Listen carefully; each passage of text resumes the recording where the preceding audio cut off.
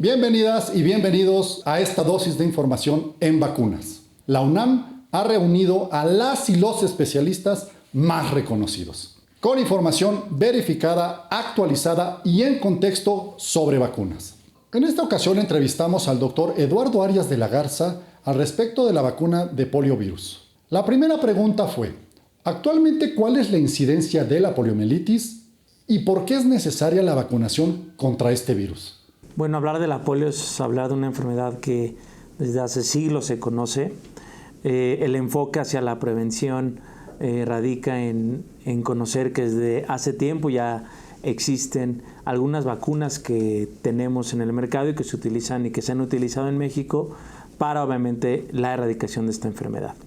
En México, el último caso que se tuvo fue en 1990 en Tomatitlán, ¿no? Y posterior a eso ya hemos entrado en un momento de cero circulación de polio, pero lamentablemente existen lugares como Pakistán y Afganistán que aún tienen polio endémico. Esto se debe a bajas tasas de vacunación, pero tampoco debemos dejar a un lado que si nosotros entramos en una situación de falta de vacunación o nuestros esquemas de vacunación caen, podríamos tener el riesgo de estas enfermedades prevenidas por vacunación que resurjan.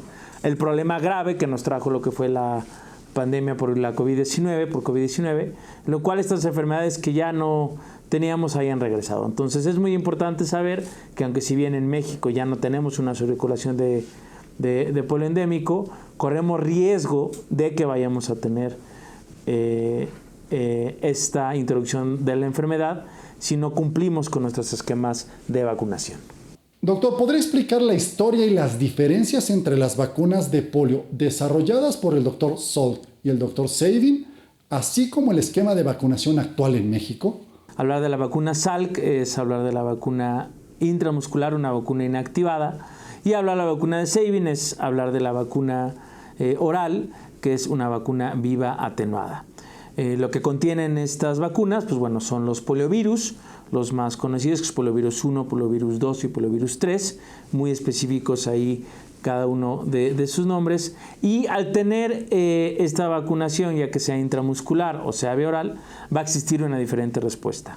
Es bueno saber que actualmente en México solamente contamos con la vacunación mediante IPV, que es la vacunación con polio intramuscular, que está incluida en esta vacuna hexavalente que se pone a los 2, 4, 6 y 18 meses. La vacuna oral ya pasó a un pasado en nuestro ámbito de vacunación, se ponía en las semanas de vacunación por esta situación de erradicación de polio a nivel mundial que inició en esta iniciativa en 2016. La vacunación actual de polio es a base de la vacuna IPV, que está incluida en nuestra vacuna hexavalente. Tenemos una respuesta aproximada dependiendo de las dosis que tengamos. Con una dosis ronda en porcentajes de 73%, aumentando un poco el porcentaje con una segunda dosis a un 95%, teniendo casi con las 3 dosis un 100% de protección contra los poliovirus. Si bien tenemos un booster que se presenta a los 18 meses que amplía esta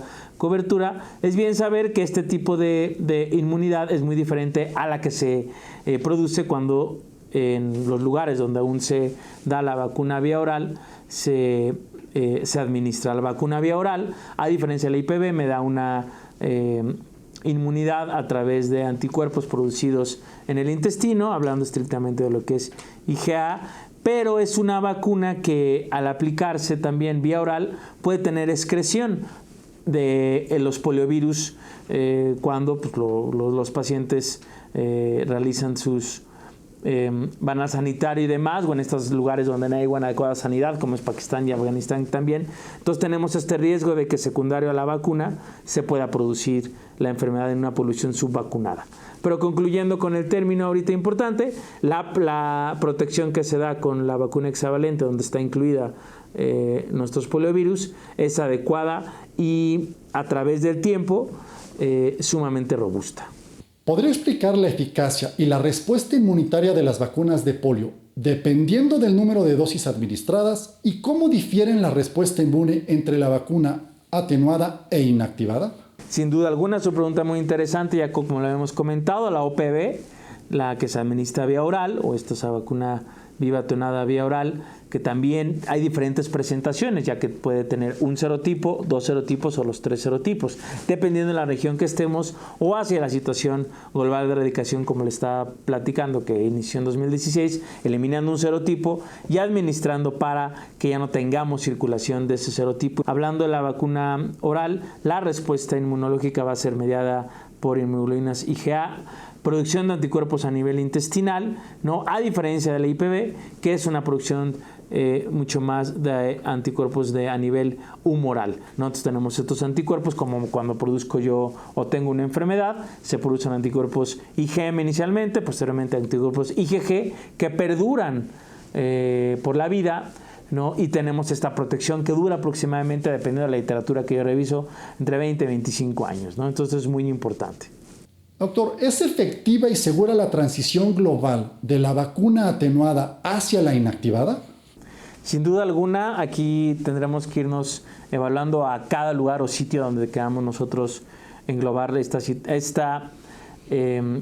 situación de erradicación de la polio a nivel mundial. No es lo mismo hablar de los lugares donde todavía tenemos casos endógenos, donde obviamente los lugares como ya las Américas, que desde 1994 existe ya este dato de erradicación de la polio en las Américas, que si bien esto fue un poquito modificado por la situación de la pandemia, porque hubo coberturas vacunales abajo del 80%. Pero hablando de la transición para erradicación, sin duda alguna es una estrategia segura, que tiene una evidencia científica adecuada y que, sin lugar a dudas, quitando la parte de la vacuna viva atenuada vía oral, pues tiene un impacto dirigido a que en estos lugares donde pueda producirse una poliomielitis secundaria a esa vacuna disminuye y solamente tengamos la administración mediante esta vacuna inactivada que se aplica de manera intramuscular, ya con nosotros como hablamos en la vacuna hexavalente, y en otros sitios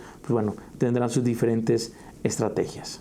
¿Qué impacto cree que tenga el desuso de la vacuna atenuada en la inmunidad de la población y en la erradicación del poliovirus salvaje?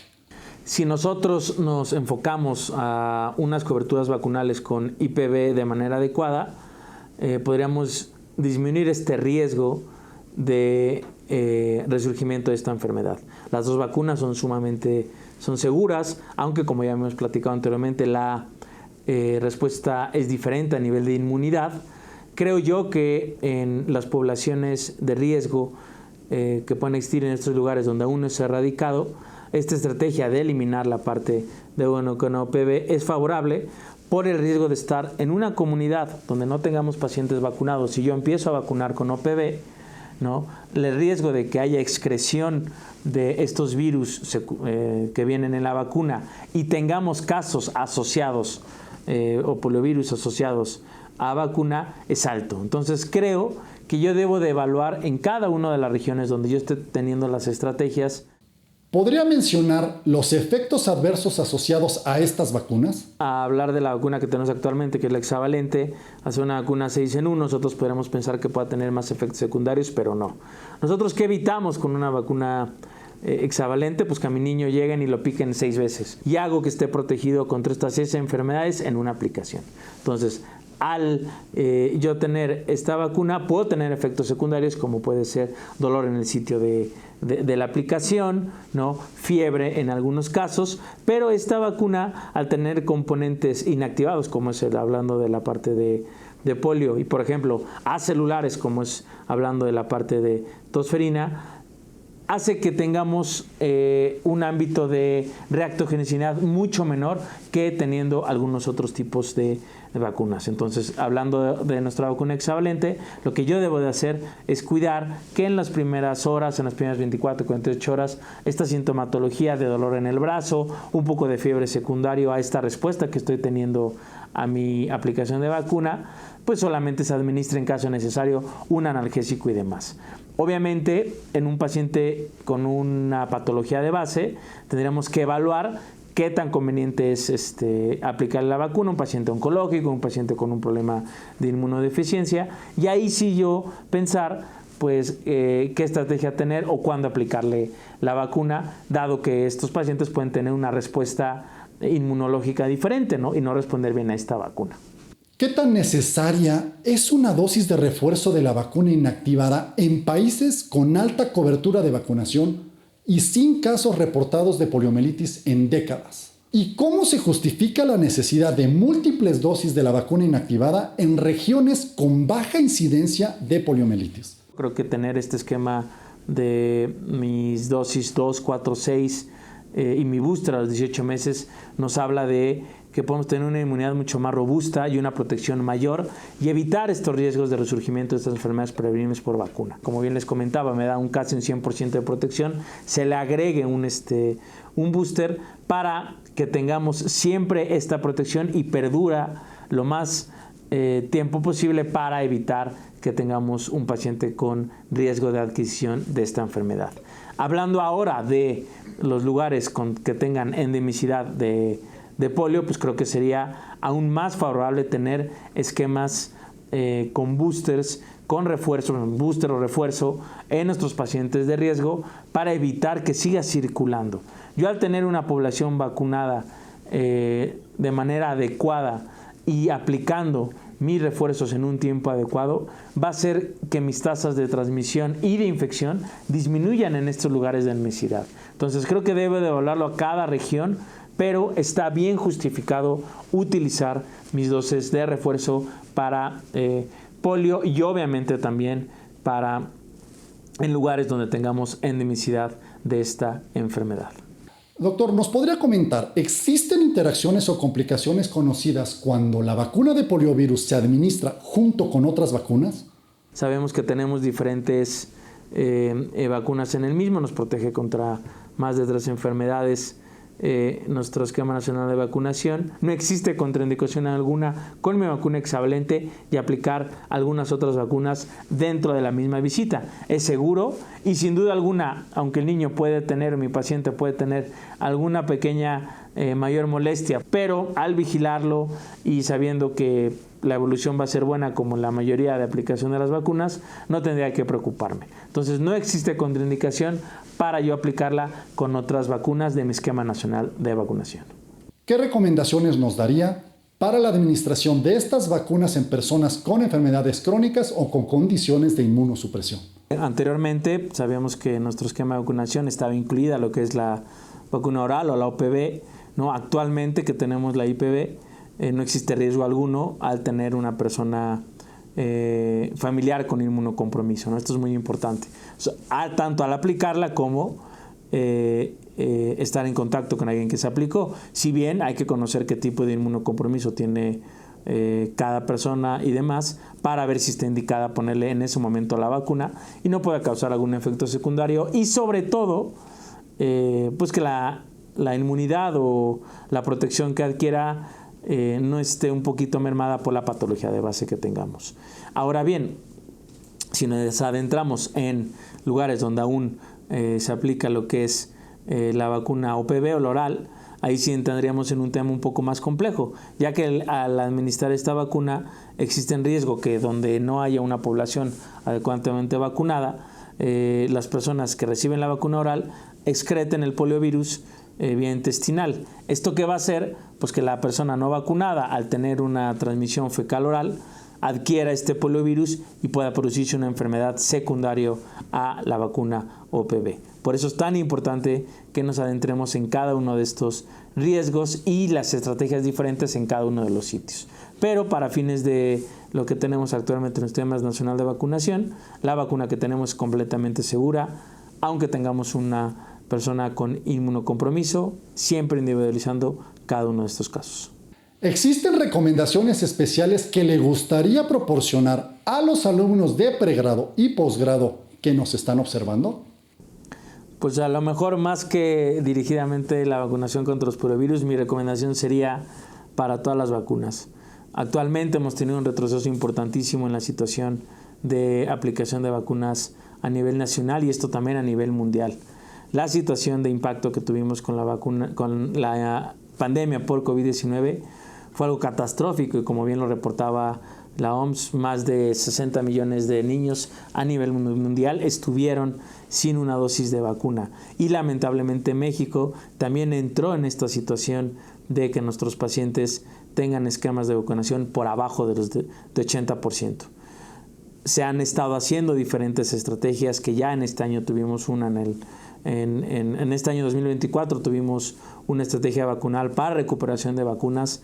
Hay que nosotros ser embajadores de la vacunación y hacer que nuestros pacientes y ustedes mismos compartir con todas sus familias que hay que tener nuestros esquemas de vacunación bien actualizados. Porque si no, vamos a tener el riesgo que enfermedades como polio, que ya hablamos un poquito de eso durante estos minutos, regresen. Entonces hay que acudir a vacunarnos, protegernos contra todas las enfermedades que las vacunas nos puedan ayudar, y no solamente enfocarnos en si pasa alguna pandemia, voy y me aplico mi vacuna, ¿no? O si pasa algún evento distinto. Nosotros lo que tenemos de evidencia en salud pública, que lo que pueden hacer las vacunas a nivel global, es algo interesantísimo, ¿no? Por eso es tan importante que recuperemos esta situación de coberturas vacunales arriba del 90% para evitar que tengamos riesgos de la reemergencia de estas enfermedades prevenibles por vacunación. Muchas gracias. A nombre de la UNAM, queremos agradecer al doctor Eduardo Arias de la Garza por su participación. Soy el doctor Miguel García. Nos vemos en la próxima.